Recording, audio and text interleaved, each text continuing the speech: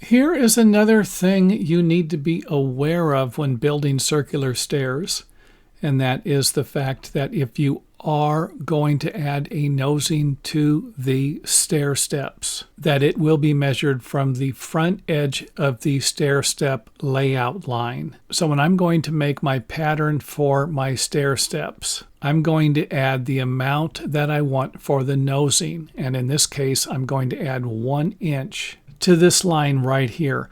My nosing is going to be parallel to the front edge of my layout line. Now, if you're looking for more information about building circular stairs, I do have a book. You can find that book at our website, along with other stair building books. I went ahead and broke down each type of stairs that I could think of into 1 or 2 books, because I thought that would be more helpful for most people instead of just having a giant stair building encyclopedia.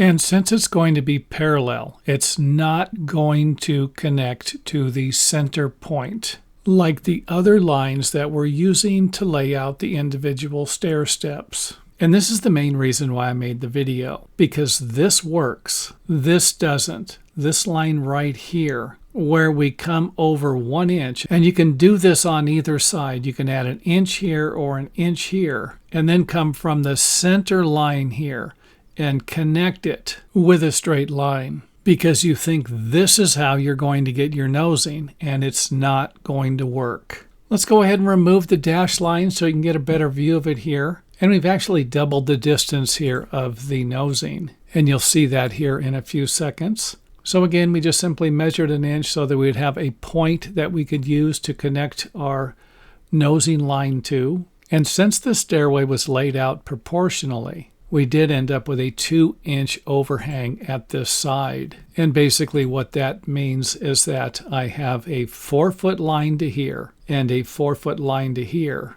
providing us with equal distances. If this line would have been 4 foot from here and this line would have been 3 foot, this measurement wouldn't have been 2 inches. So again, we're not going to use the center line for our nosing. We are going to make sure that it is parallel to the layout line that is going to represent the front of the riser. And thanks for watching. If you enjoyed the video, let us know by hitting the thumbs up button or letting us know in the comment area.